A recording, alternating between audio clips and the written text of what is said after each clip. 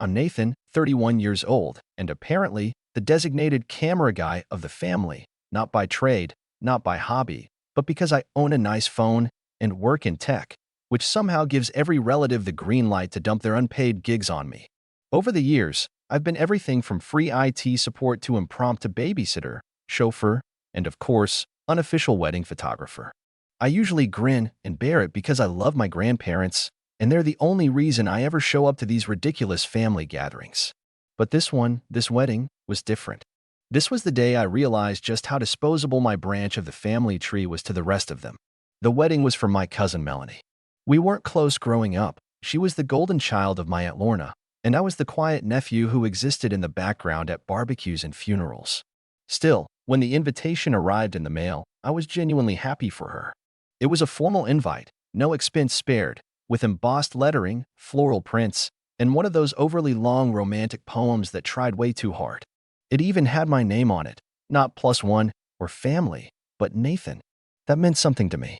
So I RSVP'd yes, bought a new suit, cleared my weekend, and spent a whole Saturday driving around to pick out the perfect wedding gift. Melanie and her fiancé Ryan had one of those obnoxiously overpriced registries, the kind that includes $300 toasters and $80 sets of 6 forks. I didn't love the options, so I opted to give a check instead. A generous one, for $1,500. Not because I'm loaded or anything. I'm doing all right, but that money came from hours of consulting work I squeezed in on weekends. I gave that amount because I wanted it to mean something. A gesture that said, I know we weren't close, but I'm rooting for you. I sealed it in an elegant envelope with her name handwritten on the front, tucked it inside the card, and planned to drop it off at the gift table in person. The venue was gorgeous, a lakeside estate with white linen tints, fairy lights, and that faint smell of eucalyptus that weddings always have when people hire overpriced planners. I showed up early, out of habit. That's what tech people do. We leave time to fix things if they break. I wasn't expecting any kind of red carpet greeting, but what I got was colder than usual. As I walked in, my Aunt Lorna spotted me immediately. She didn't smile. No hug. Just a quick once-over and a dry, "Oh, you made it." I responded politely, handed her a small arrangement of flowers I brought as a side gift, and headed toward the tent where the rest of the guests were gathering. Before I even made it 3 steps, she added sharply, "Just so you know, the photographer is running a bit late. Would you mind taking a few pictures in the meantime?" I blinked. Sure, I guess. I mean, I wasn't planning to bring my gear, but I can grab a few on my phone if you need some candids. She smiled like I'd confirmed what she already expected. Of course you didn't bring your gear. You never do. It's fine. Just try to get the important stuff, okay? The cake cutting, the entrance, first dance, things like that. She didn't wait for an answer. Just turned and walked away. I tried not to let it get to me. I figured she was stressed. Weddings do that to people. So I mingled a bit, found the gift table, and discreetly placed my envelope near the front. I looked around to see if anyone else had shown up early, and that's when I noticed it, a familiar envelope. Mine. Already opened. Torn unevenly at the top, the flap bent like someone had rushed to peek inside. The check was gone. My chest tightened. I looked around again. No one in sight. Just a group of caterers arranging chairs and Aunt Lorna off in the distance shouting about tablecloths. I bent down and picked up the envelope, feeling something twist in my stomach. I hadn't even been inside for 15 minutes. A moment later, Melanie's sister Kayla approached me with a fake smile and said, "Oh hey, Nathan. Aunt Lorna said you'd be doing the pictures today. Can we get a few of the groomsmen near the dock before the ceremony starts?" They're already there. That's when something shifted. The tone. The choice of words. Doing the pictures. Not helping out, not snapping a few shots, but doing the pictures. Like I'd been assigned. Like I was on staff. Like I had agreed to work at my cousin's $80,000 wedding. The same cousin who hadn't spoken to me since 2016, for free. Sure, I muttered. I walked toward the dock with my phone in hand, going through the motions, but my head was somewhere else. I kept thinking about the envelope, about how fast someone had opened it, about how they didn't even try to hide it, and more importantly, about how no one had said thank you. No acknowledgement. Nothing. I took the photos. I smiled. I played along. But inside, something had cracked. The more I looked around, at the guests sipping champagne, at the wedding planner barking orders into a headset, at Melanie grinning for actual photographers now that they'd arrived, the more invisible I felt. And I started to realize that this wasn't just a wedding. It was a showcase. A theater performance where every cast member had a role, and mine was clearly the help. An hour later, after the ceremony ended and everyone was ushered inside for the reception, I found my seat, or rather, the lack of one. The seating chart was printed on a giant mirror near the entrance. I scanned it once, twice. My name wasn't there. I checked again, thinking maybe it had been misspelled. Nope. No Nathan. No tech guy. No camera dude. Before I could even start asking questions, Aunt Lorna appeared at my side and whispered, "You don't have a seat inside, sweetie. You're just here to take photos, not to eat." I turned to face her, stunned. I must have misheard. What? She leaned in closer, all sugar and vinegar. "Don't make a scene, okay? Just take the pictures. You'll eat after the guests." I stood there, rooted to the floor, as guests filed past me and the band started playing. For a moment, I thought about laughing, just pretending it didn't sting. But then I remembered the envelope. I remembered the open flap. I remembered how proud I felt writing that check, and how quickly that pride had curdled into something bitter. I excused myself, walked quietly back to the gift table, and picked up the empty envelope. That's when Kayla's voice rang out again, too loud and too cheerful. "Nathan, can you get one of Melanie and the cake? The lighting's just perfect now." I looked down at the envelope in my hand, then back at Kayla. "In that case," I started, my voice calm and quiet, too quiet for her to fully register the shift in tone. But it was enough for her to frown slightly, confused, as I turned and began walking toward the exit. And that's exactly when everything started to unravel. I didn't storm out. That would have been too dramatic, and frankly, beneath the tone I was going for. I walked. Calm, measured steps. I passed a few tables where guests were laughing, clinking glasses, snapping selfies. One aunt gave me a polite wave, completely unaware of what had just happened. Or maybe not unaware, maybe indifferent. That's worse. The envelope felt light in my hand, almost useless now that its contents were already plundered. But it was symbolic. It was my receipt. My proof that I had shown up to this family circus with the best intentions, only to be treated like a disposable prop. I slipped it into my jacket pocket. Just before I reached the parking area, I heard someone call out behind me, "Ryan, the groom." He jogged over, still a little out of breath from the first dance. "Hey, man. Thanks for coming out, seriously. Melanie was so happy to see you." I turned. Of all the people I expected to intercept me, Ryan wasn't on the list. He smiled awkwardly, not catching on to the fact that I hadn't returned it. "So, I heard you were helping out with the photos until the team arrived? That was really cool of you. Appreciate it." I paused. "Did Melanie tell you that?" "No, I think your aunt mentioned it. Or Kayla. Someone did. Anyway, really appreciate it, man. You've always been, like, chill about that kind of stuff." I nodded slowly. "Did Melanie tell you about the gift?" He blinked. "What gift?" I almost smiled. "Exactly."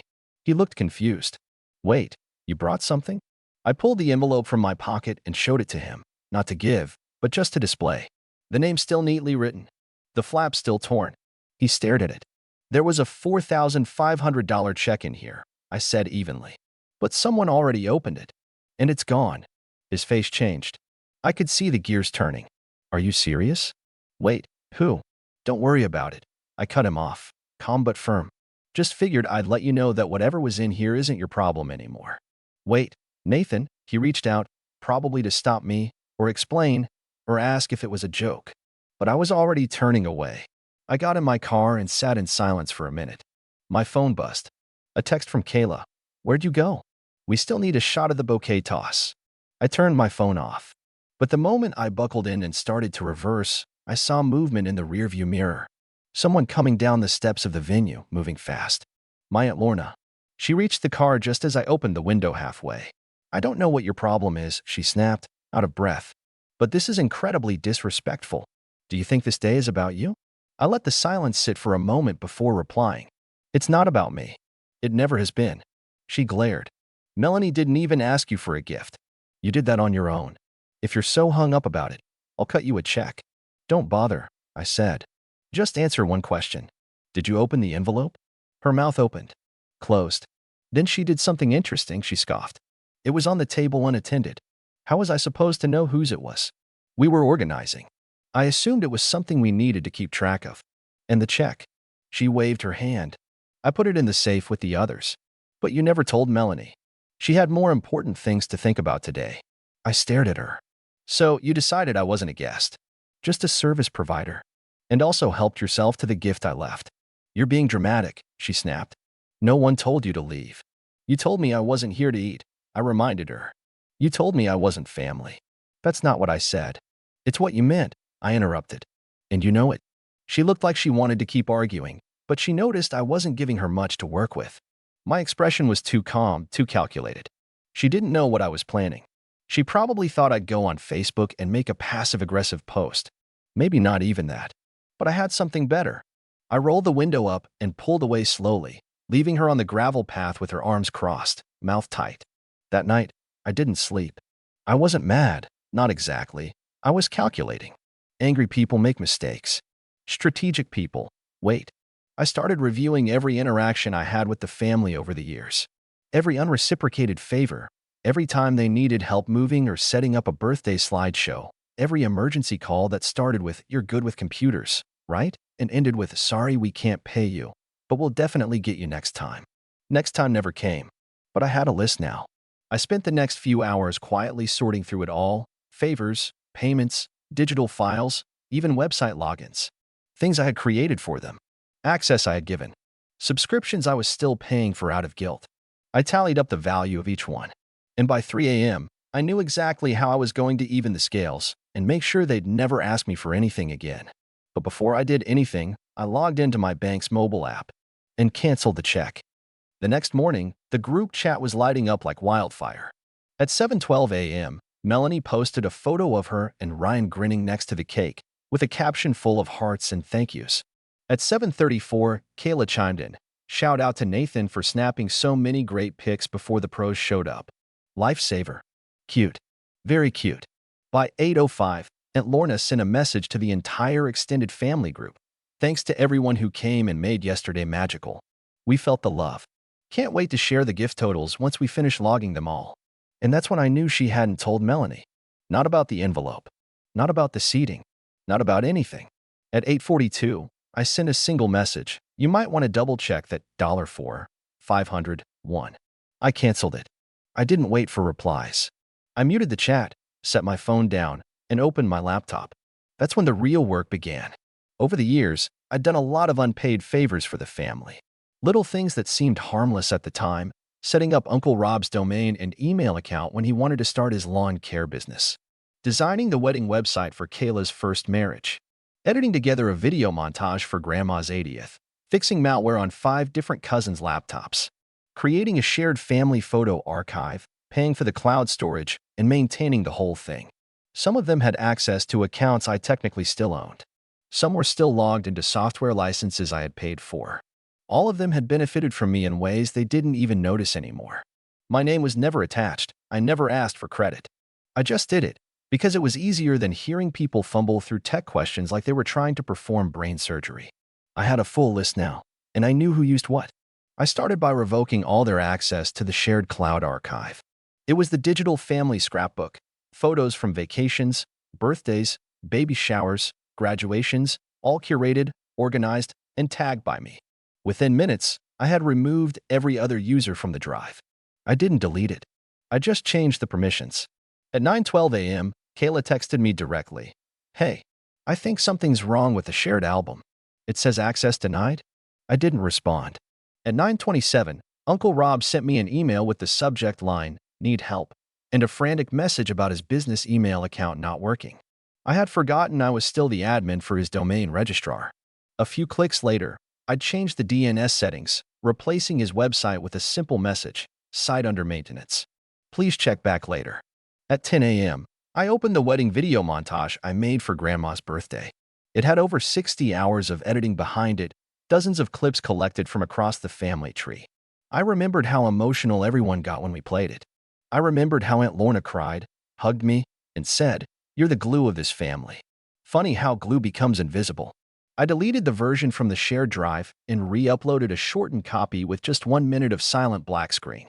The title card read, "Guess the glue got tired." Then, for good measure, I unsubscribed from the 3 software plans I was still footing the bill for.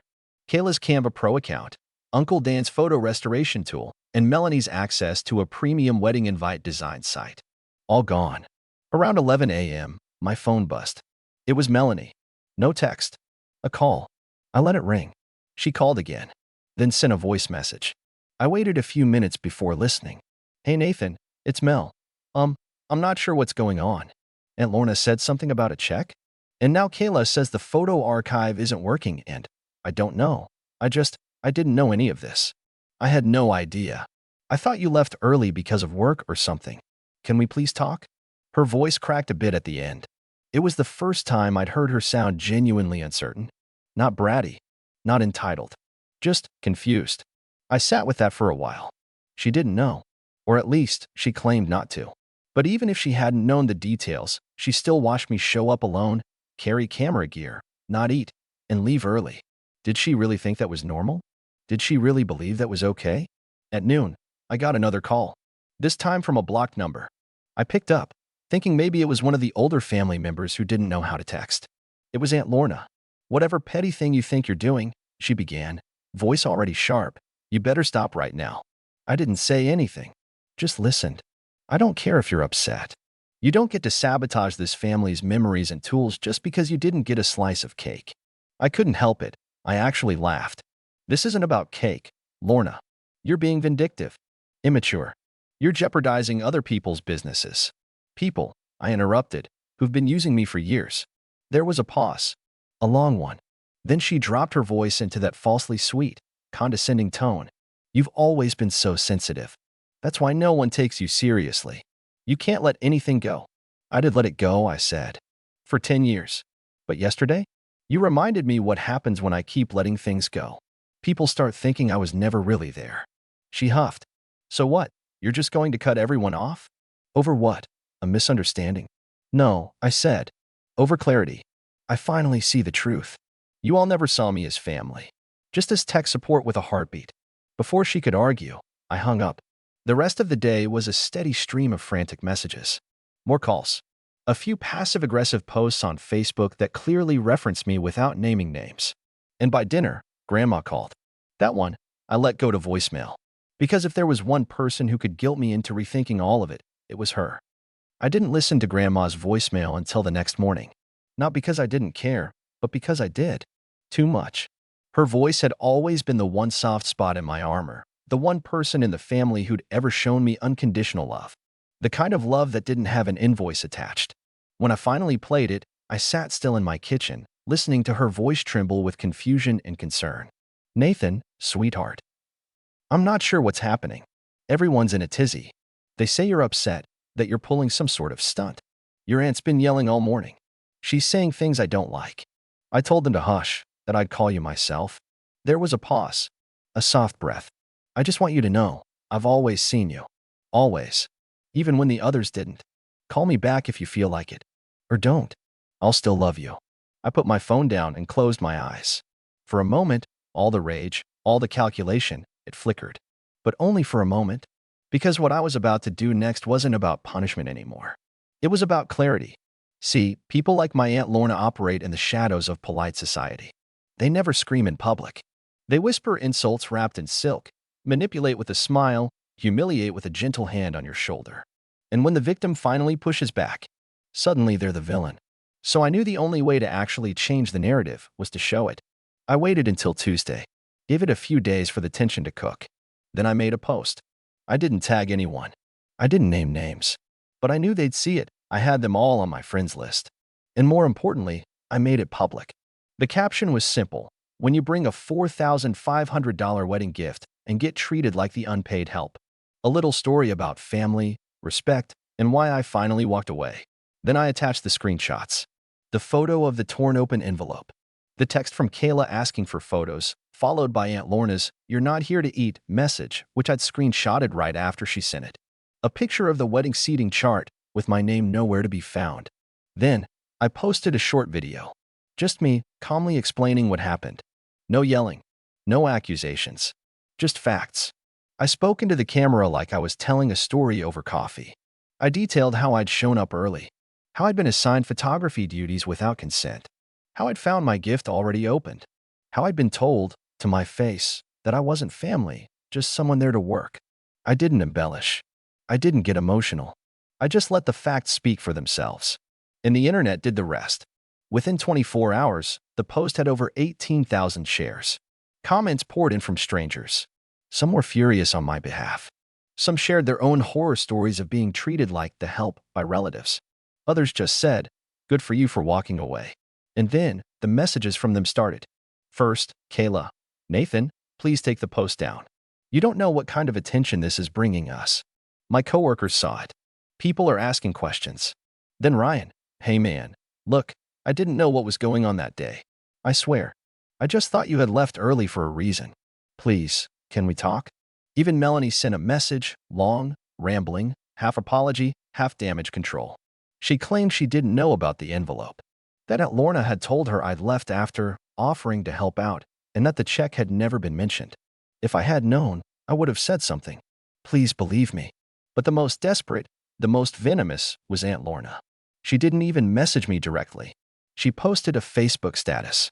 Some people will go to great lengths to tear down a beautiful moment just because they weren't the center of attention. We raised our children better than that. Grateful for real family today. It was vague enough to look innocent to the casual reader, but everyone who'd seen my post knew exactly who she meant. The comments under hers were brutal. Is this about Nathan? Because if so, wow, you really messed up. Your niece and nephew treated him like dirt, and he still showed up with a gift? And you opened it? No wonder he walked out. The social tide had turned. The mask had slipped. Suddenly, I wasn't the bitter outcast anymore. I was the guy who'd had enough. And the best part? I wasn't angry anymore. I wasn't even petty. I was free. Over the next few days, I made a few more moves. I called the company that handled Uncle Rob's domain and told them to transfer it out of my name, effective immediately. I wasn't going to hold anything hostage. I just wasn't going to be responsible for anyone else's stuff anymore. I removed myself from every shared family plan I'd ever contributed to. Netflix, Disney+, the Spotify premium account half the cousins were mooching off, all gone. They could set up their own now. I also sent Grandma a private message. Not an explanation. Not a long justification. Just this. I heard your voicemail. I love you too. I'm okay. But I think I need some space from the family for a while. You can always call. Just not the others. Not for now. She replied with a heart emoji and nothing else. She understood. Weeks passed. The post kept circulating. People kept sharing it. It even got featured on a few family drama subreddits and TikToks. Some guy did a dramatic reading of it over piano music. The comments were almost universally in support. But more importantly, something had changed in me. I no longer felt that aching need to be included. I stopped showing up to family gatherings. Stopped answering the group chats. Stopped volunteering, fixing, funding, rescuing. I started saying no. I took the money I had planned to give as a gift and instead booked myself a trip. A real one, no Wi-Fi, no client emails, no family guilt. Just me, a beach, and silence. And while I was there, I deleted the photo archive. Not out of spite, but because it was mine. I built it, maintained it, paid for it. It existed only because I cared enough to preserve everyone's memories, even when they forgot I was a part of them. But I had memories now too. New ones. The silence of the beach. The sound of waves instead of wedding speeches. And the quiet peace that comes when you finally realize you don't need to prove your worth to people who were never looking. So if you're wondering what happened to the $4,500 check, I spent every cent on me. And it was worth every dollar.